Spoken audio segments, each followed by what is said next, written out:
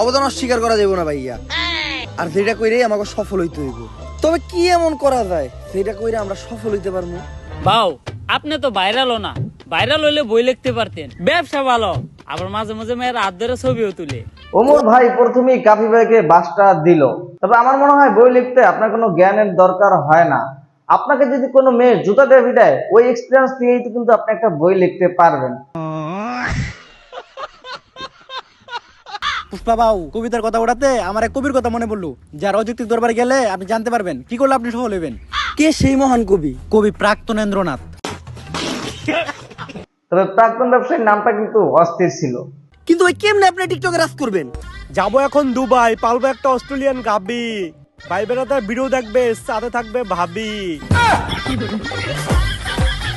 গাবি ব্লগার অপু ভাইরে কাফি ভাইয়ের কবিতার মতো কইরা দিছে ভইরা। তবে ওমর ভাইয়ের ডায়লগ গুলো একেবারে সেরা, ইউনিক।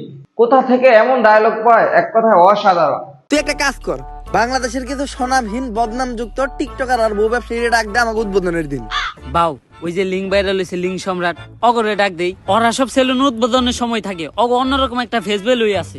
ফেস ভ্যালু থাকবো না, ওরা যে কাম করছে ভাইরাল হওয়ার লেগা। দিছে রে, একেবারে জায়গা মতো দিছে।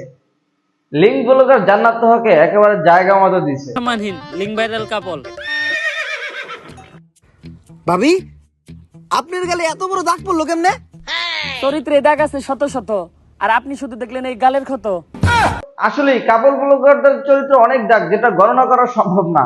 তবে ওমর ভাইয়ের রোস্ট করার কৌশল আছে, বলতে হবে। ভাই আমার জীবনে একটাই স্বপ্ন আছিল, বউ ব্যবসায়ীকে অনেক কমেন্ট বক্সে গেলেছি, একদিন সামনাসামনি গেলাম। আজকে আমার এই স্বপ্নটা পূরণ হইব। এই নাটকির পোলারা ভালো হইবে না তোরা? ওমর ভাই পুরো ভিডিওতে কাপল ব্লগারদের ইচ্ছা মতো পৌঁছাইছে, যেটা আমার কাছে খুব ভালো লাগছে। আজ এই পর্যন্তই। পার্ট 2 এর জন্য অপেক্ষা করুন এবং ভিডিওটি ভালো লেগে থাকলে সাবস্ক্রাইব করে দিবেন। ধন্যবাদ।